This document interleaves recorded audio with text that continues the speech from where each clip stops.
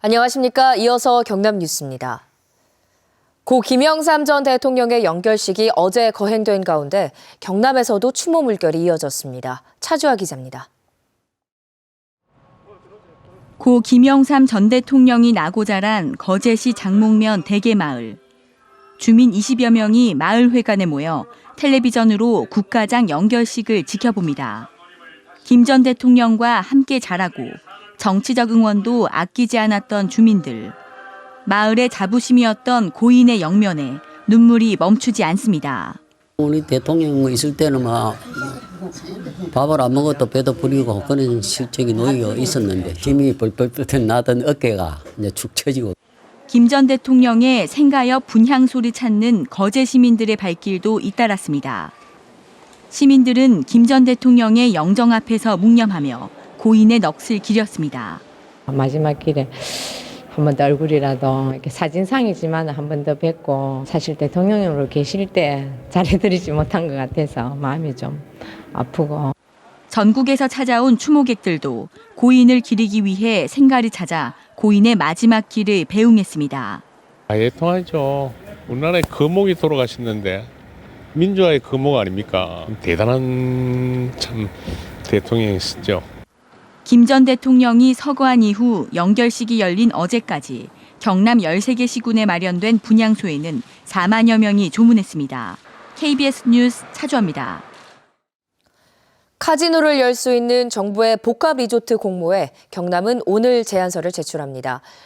전국 9개 대상지 중 일부가 외자 유치 실패로 공모를 포기하면서 진해 글로벌 테마파크에 유리한 국면이 만들어졌습니다. 천연수 기자가 보도합니다.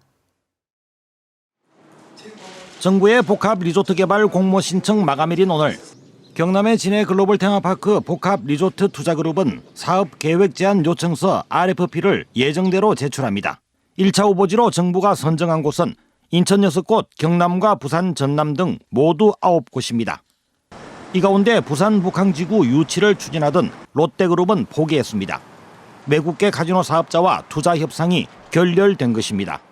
복합 리조트가 우리 부산 경제의 어떤 큰 밑거름이 되겠다라고 해서 적극적으로 도와주기 위해 추진을 했었는데, 전남 여수경도 투자그룹도 최근까지 외국 자본의 투자 확약서를 받지 못해 제안서 제출이 불투명한 것으로 알려졌습니다. 인천 경제자유구역 6곳 중 일부도 외자 유치에 어려움을 겪는 것으로 알려졌습니다. 외자 유치 조건은 5억 달러, 보증금 성격의 5천만 달러의 유치가 제안서를 제출할 때 확인돼야 합니다. 카지노가 허용되는 복합 리조트 단지 공모에는 전국 34곳이 응모했다가 9개로 압축돼 2곳 정도가 최종 선정됩니다. 중도 포기가 속출하면 진해 글로벌 테마파크는 선정에 유리한 상황이 됩니다. 경상남도는 부산 진해 경제자유구역 280만 제곱미터에 3조 5천억 원을 투자해 6성급 호텔, 카지노 등 글로벌 테마파크를 조성하는 복합 리조트를 추진하고 있습니다.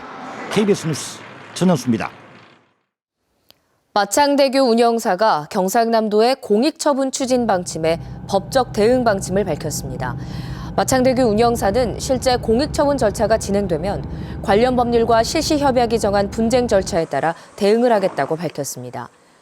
운영사는 준공 이후 마창대교는 교통 혼잡 완화에 큰 기여를 했고 통행량도 최초 실시협약 당시 예측치의 85% 수준이라고 덧붙였습니다. 경상남도가 고액 체납자에 대한 가택 수색을 벌여 현금과 동산 등 1억 5천여만 원을 징수했습니다. 경상남도 고액 체납자 가택 수색반은 지난 24일 새벽 지방소득세 1억 1천만 원을 내지 않은 거제시 윤모 씨 집에 들어가 2천여만 원의 동산을 압류하는 등 창원과 거제 지역 체납자 4명의 집을 수색해 1억 5천만 원을 징수했습니다. 경상남도는 재산이 있는 고액 체납자는 동산 압류, 출국 금지, 형사 고발 조치를 할 예정이고 10여 명에 대한 추가 가택 수색을 예고했습니다.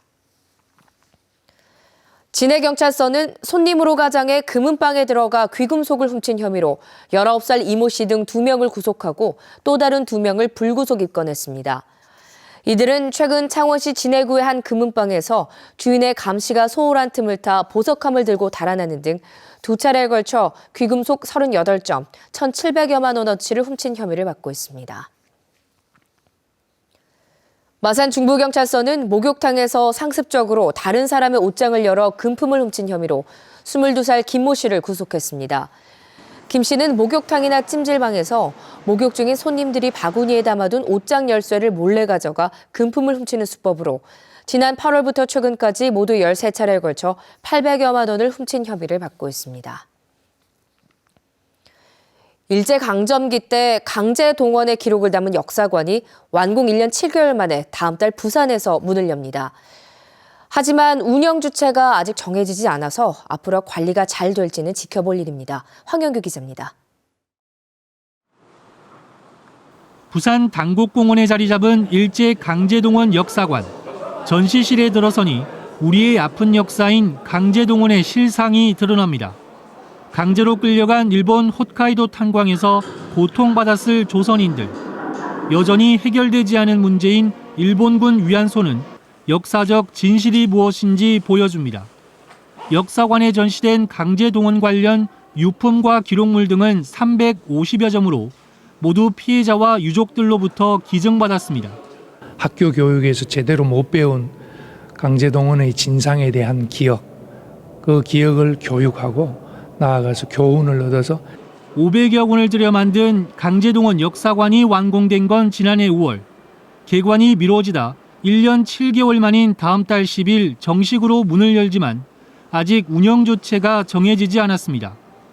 정부는 다음 달 말로 폐지되는 강제동원 피해조사위원회로부터 역사관 운영을 넘겨받은 뒤 민간재단에 위탁할지 여부 등을 결정하기로 했습니다. 가장 전문적이고 효율적인 운영을 위해서 관련 재단에 위탁 운영할 수 있는지 여부도 검토를 하고 있습니다.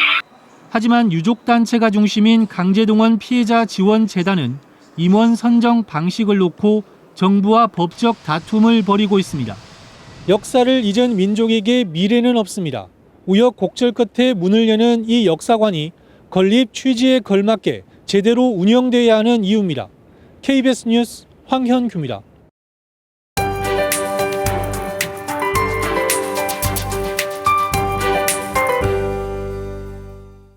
한겨울 추위가 이어지고 있습니다. 이틀째 아침 기온은 영하권을 유지하는 곳이 많은데요. 여기에 바람까지 강하게 불면서 체감 온도는 한층 낮게 느껴지겠습니다. 옷차림을 더욱 따뜻하게 하시기 바랍니다. 대체로 맑은 하늘빛을 띠겠지만 지리산과 내륙을 중심으로 눈발이 날려 쌓이는 곳도 있겠습니다. 이 지역에 계신 분들은 출근하실 때 작은 우산 하나 챙기시기 바랍니다. 주말까지는 때이른 추위가 이어지겠는데요. 예년 기온을 밑돌겠고 다음 주 초반 기온은 회복세를 보이겠습니다. 오늘은 북쪽에서 다가오는 고기압의 영향을 받겠습니다. 구름량도 적겠고 하늘빛은 깨끗하겠습니다. 동부 지역입니다. 현재 창원 0도, 밀양과 김해 1도로 어제 같은 시각보다 1, 2도가량 낮게 출발합니다.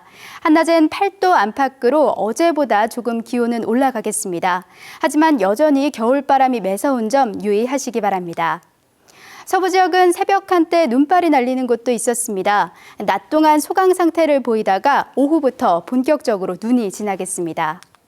현재 해상에는 풍랑특보가 내려졌습니다. 바다의 물결은 동해상에서 최고 5, 6m로 매우 높게 일겠습니다. 기상정보였습니다.